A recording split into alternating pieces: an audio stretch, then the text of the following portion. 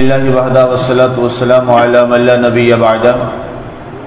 اما بعد فاعوذ باللہ من الشیطان الرجیم بسم اللہ الرحمن الرحیم یا ایہا الذین کفروا لا تعتذروا اليوم انما تجزون ما کنتم تعملون۔ اے اہل کفر، آج کے دن بہانے نہ تراشو، تمہیں وہی جزا ملے گی جو تم دنیا میں کیا کرتے تھے۔ آج ہماری سورہ التحریم کی آیہ مبارکہ نمبر 7 کی تلاوت و ترجمہ کا شرف نصیب ہوا۔ سامعین، آج کی آیہ مبارکہ میں رب ذوالجلال نے ایمان والوں کے بعد کافروں کا جو حال ہے اس کا ذکر کیا اور ارشاد ہوا کہ اے وہ لوگوں جو کافر ہو گئے ہو اور تمہاری موت بھی کفر پر ہوئی ہے، لا تعتذروا اليوم، آج تمہاری کوئی بھی معذرت اللہ کے ہاں قابل قبول نہیں ہوگی۔ اب دو کیٹیگریز ہیں قیامت والے دن۔ ایک وہ لوگ کہ جن کی اللہ تعالیٰ معذرت قبول فرمائے گا، اور دوسرے وہ لوگ ہیں کہ جن کی اللہ تعالیٰ معذرت قبول نہیں فرمائے گا۔ اب یہاں تو ایک بات واضح ہو گئی کہ جو کافر ہیں ان کی کوئی بھی معذرت اور عذر جو ہے، کوئی بہانہ جو ہے وہ نہیں سنا جائے گا۔ تو اس کے برعکس اگر دیکھا جائے تو اس کا معنی یہ بنے گا کہ جو ایمان والے ہیں اللہ تعالیٰ ان کا کوئی نہ کوئی عذر تو قبول فرمائے گا، اللہ تعالیٰ ان کا کوئی نہ کوئی عذر قبول فرمائے گا۔ اب اس پر بے شمار احادیث مبارکہ ہیں۔ اللہ کے نبی صلی اللہ علیہ وآلہ وسلم نے ارشاد فرمایا کہ قیامت والے دن میری امت کے دو ایسے گناہگار لائے جائیں گے کہ جنہوں نے زندگی میں کوئی بھی نیک عمل نہیں کیا ہوگا، کوئی نیک عمل ان کے دامن میں نہیں ہوگا، بارگاہ سمدیت میں آئیں گے۔ اللہ کے نبی نے اس قبیلے کا ذکر بھی کیا، عرب کا ایک وہ قبیلہ جس کا آپ نے نام فرمایا۔ اللہ تعالیٰ ان سے پوچھے گا کہ تم نے دنیا میں کوئی عمل نہیں کیا؟ کہیں گے جی کوئی عمل نہیں کیا۔ ملائکہ ان کا رجسٹر پیش کریں گے، کرامن کاتبین، کوئی عمل نہیں، کوئی عمل نہیں۔ اللہ فیصلہ فرمائے گا کہ انہیں جہنم میں ڈال دیا جائے۔ یہ حدیث پاک ہے اور متفق علیہ حدیث پاک ہے۔ جب یہ فیصلہ ہوگا اللہ فرمائے گا دونوں کو جہنم میں ڈال دیا جائے۔ تو جو ہی اللہ یہ اعلان فرمائے گا کہ انہیں جہنم میں ڈال دیا جائے تو ان میں سے ایک شخص دوڑ کر جہنم کی جانب بڑھے گا، اور دوسرا شخص جو ہے اس کو جب ملائکہ فرشتے لے کے جا رہے ہوں گے جہنم کی طرف، وہ ٹھہرے گا، رکے گا، کبھی پیچھے دیکھے گا، کبھی آگے چلے گا، کبھی پیچھے دیکھے گا، کبھی آگے چلے گا۔ سرکار دو عالم صلی اللہ علیہ وسلم نے فرمایا اللہ تعالیٰ اس پورے منظر کو دیکھ رہا ہے، ملاحظہ فرما رہا ہوگا۔ اللہ فرمائے گا دونوں کو واپس بلاؤ، دونوں واپس آ جائیں گے۔ اللہ اس شخص سے پوچھے گا، اس دوزخی سے جو جہنم کی جانب دوڑ کے جا رہا تھا، کہ تو جہنم کی جانب جا رہا تھا، جہنم کی طرف تو کوئی دوڑ کے نہیں جاتا، آج تو جہنم کی جانب دوڑ کے جا رہا ہے۔ تو وہ شخص بارگاہ خدا میں عرض کرے گا کہ اے میرے مالک، میں نے دنیا میں ایک تیری نہیں مانی، کبھی تیری بات کو پر میں نے عمل نہیں کیا اور تیرا فرمان مانا نہیں ہے۔ آج جب تو نے دوزخ کا فیصلہ سنایا تو میں نے یہ سوچا کہ عجب تو مسلمان ہے،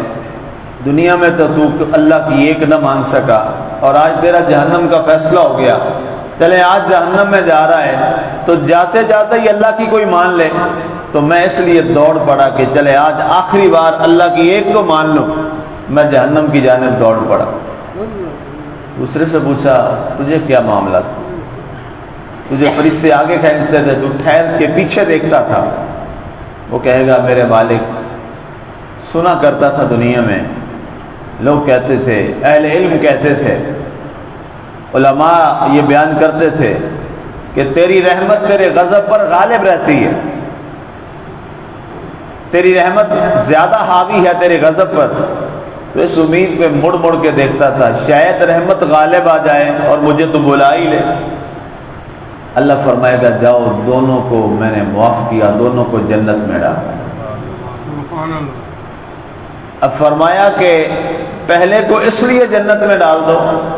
کہ آج چلے اس کے دل میں یہ بات تو آئی ہے کہ مجھے اپنے رب کا کہا ماننا چاہیے تھا اور مجھے رب کے حکم پر چلنا چاہیے تھا، اور دوسرے کو اس لیے معاف کر دے گا کہ اسے میری رحمت کی امید ہے۔ تو اس سے پتہ یہ چلا کہ کافروں کے لیے تو دروازے موت کے ساتھ بند کر دیے جائیں گے، لیکن اہل ایمان کے لیے قیامت والے دن بھی ہمیں یقین ہے جس کے دل میں ایمان ہے اللہ اس کے لیے اس کے عذر قبول فرمائے گا۔ اور جو حدیث میں نے عرض کی ہے، بیان کی حدیث پاک، اس سے بڑا اور کیا معاملہ ہو سکتا ہے اس کے ایمان والوں کے عذر کے قبول کیے جانے کا۔ اس کے علاوہ اور بے شمار حدیث مبارکہ ہیں۔ ایک شخص جہنم میں جا رہا ہوگا اور جہنمی اور جنتیوں کی ایسے لائن جا رہی ہو، ایک لائن ہے یہ جنت والے لوگ جنت میں جا رہے ہیں، یہ دوسری لائن ہے جہنمیوں کی، جہنم والے جا رہے ہیں۔ تو جہنم والوں میں سے ایک شخص صدا لگائے گا اہل جنت کا نام لے کر، او میرے بھائی آپ جنت میں جا رہے ہیں، میرا بھی کچھ کریں، اللہ سے میرے بارے بھی کوئی سوال کریں۔ آپ کو یاد ہے فلاں دن آپ ایک کام میں تھے، تکلیف میں تھے، تو میں نے آپ کے لیے وہ کام کیا تھا۔ آپ کو یاد ہے آپ نے یہ کام کہا تھا، میں نے یہ کام کیا تھا، آج مجھے اس کا کوئی بدلہ اور اجر دے دیجیے۔ وہ شخص کہے گا ہاں تو نے میرے ساتھ یہ بھلائی اور نیکی تو کی تھی، لیکن اب پتہ نہیں آج میری اللہ سنے گا کہ نہیں سنے گا۔ میں اللہ سے عرض کرتا ہوں، وہ گڑ گڑا کے رو رو کے کہے گا کہ اپنے مالک سے میرے بارے کہنا، اور میں نے فلاں فلاں موقع پہ آپ کی یہ خدمت کی تھی، آپ کی یہ خدمت کی تھی، آپ کا یہ کام کیا تھا، چلیں آج اس کا مجھے کچھ بدلہ دے دیجیے، میں آپ سے اس کی بھیک مانگتا ہوں۔ تو وہ شخص اللہ کی بارگاہ میں عرض کرے گا، اے میرے مالک فلاں شخص ہے، اس نے میری یہ خدمت کی، میں نے تیرے دین میں تیرے راہ میں نے مشکلات برداشت کی، تکلیفیں برداشت کی، اور فلاں یہ میرا کام تھا اس نے کر دیا، اس لیے کہ میں تیرے دین کا کام کرتا ہوں، اس نے اس لیے کر دیا کہ یہ اللہ کے دین کا کام کرتا ہے۔ اللہ فرمائے گا جاؤ، جس نے بھی تمہارے اس کام میں، تمہاری بھلائی میں، تمہارے لیے کسی طرح سے تمہیں راضی کیا تھا، ان کو پہچان کے لاؤ، میں نے سب کو ان کو معاف کر دیا۔ اب یہ کتنا بڑا عذر ہے جس کو اللہ نے قبول کیا۔ اسی طرح کے ملتے جلتے مضامین کی اور بھی حدیث مبارکہ ہے۔ تو اس لیے اس سے یہ بھی پتہ چلتا ہے کہ ایمان کتنی بڑی دولت ہے اگر کسی کو نصیب ہو جائے۔ اس وقت الحمدللہ اللہ تعالیٰ نے ہمیں ایمان کی دولت سے نوازا ہے، الحمدللہ الحمدللہ ثم الحمدللہ، اور اس پر جتنی بار بھی الحمدللہ کہا جائے کم ہے، جتنی بار کہا جائے الحمدللہ الحمدللہ الحمدللہ اتنا کم ہے، اس لیے کہ اس کائنات کے اندر ایمان کی دولت سے بڑھ کے کوئی اور دولت نہیں، ایمان کی عزت سے بڑھ کے کوئی عزت نہیں ہے، صاحب ایمان ہونے سے بڑا اور کوئی اعزاز کوئی نہیں ہے۔ باقی تمام چیزیں اگر آپ قرآن کا مطالعہ کریں تو قرآن کیا کہتا ہے کہ اس دنیا کی مثال کس طرح کی ہے، اللہ اکبر، فرمایا دنیا کی مثال ایسے ہے جیسے کہ آسمان سے پانی برسا، بارش ہوئی اور چٹیل میدان تھا، وہاں کچھ گھاس وغیرہ ہو گیا، ظاہر ہے چٹیل میدان میں جو گھاس ہونا ہے اس کے بعد میں پانی تو دینے والا کوئی نہیں ہونا، چند دنوں کے بعد وہ ہری گھاس تھی وہ خشک ہو گئی، اور اس کے بعد جب خشک ہو گئی بالکل اس کے تنکے بن گئے، پھر آندھی آئی اور ہوا چلی اور وہ سارے تنکے جو ہیں وہ آگے پیچھے ہو کے ختم ہو گئے، ان کا وجود بھی کچھ نہ رہا۔ اللہ فرماتا ہے لوگوں دنیا کی مثال بس ان تنکوں کی سی، یہ قرآن کی آیت ہے، جس دنیا کو ہم سب کچھ سمجھ بیٹھے اور جس دنیا کے لیے جس دنیا کی خاطر ہم نے اللہ کو بھی بلا دیا، اللہ کے رسول کو بھی بلا دیا، اللہ کے دین اسلام کو بھی بلا دیا، اور دنیا میں ایسے مگن ہوئے کہ سب کچھ پیچھے رہ گیا، دنیا آگے ہو گئی۔ اللہ فرماتا ہے لوگوں اس دنیا کی مثال تو ایسے ہے، اس خشک تنکے کی مانند ہے جس کو ہوا آتی ہے اڑا کے لے کے جاتی ہے اور اس کا وجود تک باقی نہیں رہتا۔ جو باقی کیا ہے؟ باقی رہنے والے تو تمہارے والباقیات الصالحات، قرآن فرماتا ہے باقی رہنے والے تو نیک عملی ہیں جو تمہارے پاس باقی رہنے والے، اس کے سوا کچھ نہیں ہے۔ تو اس لیے ایمان والو ہر لمحہ اللہ کا شکر ادا کیا کرو، اے اللہ تیرا شکر ہے تو نے ہمیں صاحب ایمان بنایا ہے، ہر لمحہ اس کا شکر ادا کریں، چلتے پھرتے لیٹتے بیٹھتے سوتے، آخری کلمہ ہی زبان پہ یہ ہو، یا اللہ تیرا شکر ہے تو نے مجھے صاحب ایمان بنایا۔ اور اس کے بعد ایمان کے بعد جو سب سے بڑی ہماری ذمہ داری ہے، قرآن میں جہاں اکثریتی جگہ پہ جہاں آیا ہے تو کیا آیا ہے؟ فرمایا آمنوا وعملوا الصالحات، ایمان کے بعد نیک عمل ہمارا اوڑھنا بچھونا ہونا چاہیے، اعمال صالحہ ہماری پہچان ہونی چاہیے، اور ہمارا کردار ایسا خوبصورت ہونا چاہیے، ہمارے اعمال ایسے خوبصورت ہونے چاہیے کہ دیکھنے والا غیر مسلم کافر دیکھے تو اس کو اندازہ ہو جائے یہ وہ شخص ہے جو محمد عربی صلی اللہ علیہ وآلہ وسلم کا کلمہ پڑھنے والا اور ان کا حقیقی غلام ہو۔ تو پھر ہماری معذرت بھی قبول کی جائے گی، ہمارے عذر بھی قبول کیے جائیں گے، اور سب سے بڑی بات جو اللہ نے اپنے حبیب کو اعزاز دیا جس کو کہتے ہیں شفاعت کبریٰ، وہ شفاعت کبریٰ پہ تو ہم سب کا یقین ہے کہ وہ جو شفاعت کبریٰ ہونی ہے اس میں اللہ تعالی ہم جیسے گناہ گار کو بھی معاف فرما ہی دے، وہ اتنا عظیم معاملہ ہے۔ وہ مجھے میں کل ہی پروفیسر اشفاق صاحب کے حوالے سے ایک بات پڑھ رہا تھا۔ اشفاق صاحب کا ایک بڑا اپنا انداز ہے، بڑے درویش آدمی تھے اور بڑے صاحب علم اور نیک آدمی تھے، ہزاروں لاکھوں لوگ ان کے شاگردوں میں، ہمارے کئی اساتذہ ان کے شاگرد تھے، تو ظاہر ہے ہمارے وہ دادا استاد بنے، اور NTL میں ان کے بہت سارے شاگرد تھے۔ تو ان کی ایک بڑی کمال کی بات انہوں نے لکھی، وہ اپنی یہاں بیتی بھی لکھتے ہیں، اپنی باتیں بھی لکھتے ہیں، اپنی باتیں بہت ساری وہ آگے شیئر بھی کرتے ہیں۔ وہ کہتے ہیں ایک دفعہ میں مسجد میں نکر پہن کے چلا گیا، چھوٹا تھا، بچہ تھا جیسے ہوتے ہیں، تو کہتے ہیں مجھے قاری صاحب نے بہت ڈانٹا اور کہا کہ تم یہ نکر پہن کے مسجد میں آگے ہو، اللہ تمہیں جہنم میں ڈال دے گا، جیسے ظاہر ڈراتے ہیں۔ تو کہتے ہیں میں بڑا پریشان ہوا، میں اپنی ماں کے پاس گیا، تو میں نے جا کے ماں کو، ایسے بچے ہوتے ہیں ساری بات ماں کو بتا دیتے ہیں، ماں سے کہا کہ اماں جان آج میں مسجد میں گیا ہوں، تو قاری صاحب نے کہا تم نکر پہن کے آ گئے ہو، اللہ تمہیں جہنم میں ڈال دے گا۔ تو کہتے میری ماں بڑی عظیم ماں تھی، ظاہر ہے عظیم جو بیٹے ہوتے ہیں ان کی مائیں عظیم ہوتی ہیں تو بیٹے عظیم بنتے ہیں۔ اگر کوئی علامہ اقبال بنتا ہے تو ماں عظیم ہوتی ہے، اگر کوئی محمد علی جناح بنتا ہے تو ماں عظیم ہوتی ہے، اگر کوئی سلطان محمود غزنوی بنتا ہے تو ماں عظیم ہوتی ہے، صلاح الدین ایوبی اگر کوئی بنتا ہے تو اس کی ماں عظیم ہوتی ہے۔ لوگوں نے پوچھا تھا صلاح الدین ایوبی کی ماں سے کہ تو نے کیا اس کو پلایا ہے کہ یہ ایک ہی شخص ہے اور پوری دنیا عالم کفر سے ٹکرا جاتا ہے اور یہ ڈرتا ہی نہیں ہے، فاتح بیت المقدس۔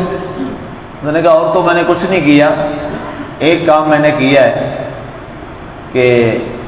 اس کے باپ کو اور اس کو میں نے جب بھی کھانا دیا ہے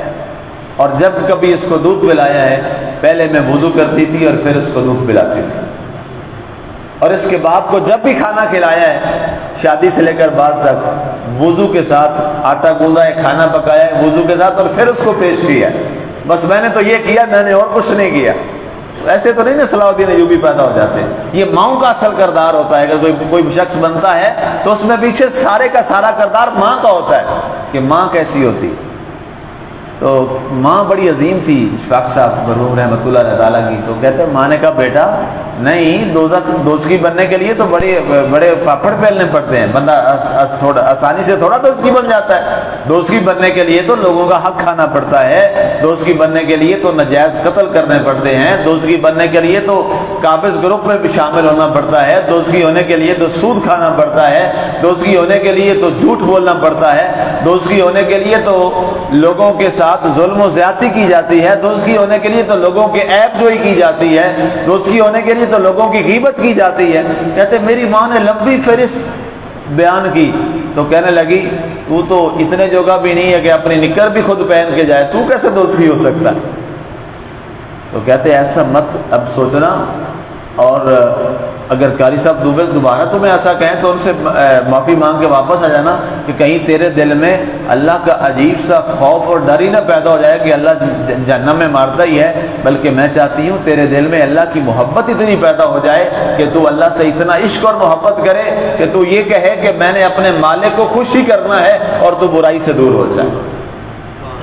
تو یہ ایک بڑا سبق آموز ان کا واقعہ ہے، ان کی آپ بیتی ہے، جو ان کی آپ بیتی میں یہ موجود ہے۔ تو اس لیے اس آیت کے بعد یہ بات سمجھ آتی ہے کہ جو میں نے عرض کیا الحمدللہ اللہ نے ہمیں صاحب ایمان بنایا، لیکن کافر کے لیے جو بات ہے